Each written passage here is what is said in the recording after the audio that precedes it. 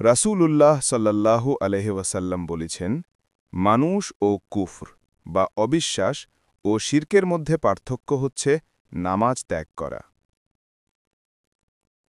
অর্থ, যেই ব্যক্তি নামাজ ত্যাগ করে সে ইসলামের সীমার বাইরে চলে যায়।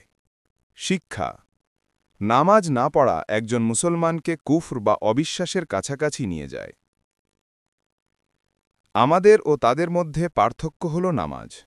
যে এটি ত্যাগ করে সে কাফের হয়ে যায়। অর্থ, নামাজ ইসলাম ও কুফারের সীমারেখা। নামাজ না পড়লে ঈমান নষ্ট হওয়ার আশঙ্কা। শিক্ষা: নামাজ। যেই ব্যক্তি নামাজ রক্ষা করে না, কিয়ামতের দিন তার মুখ কালো করা হবে, চোখ নীল করা হবে, দেহের চামড়া খুলে নেওয়া হবে। অর্থ, নামাজ ত্যাগকারীর জন্য পরকালে অপমান ও কঠিন শাস্তি নির্ধারিত রয়েছে। শিক্ষা: নামাজ ত্যাগকারীর পরিণতি ভয়াবহ।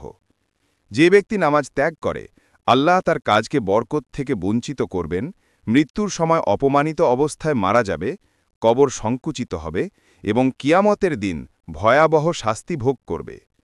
অর্থ, নামাজ না পড়ার শাস্তি শুধু পরকালে নয়, দুনিয়াতেও আসে, বরকত হারিয়ে যায়।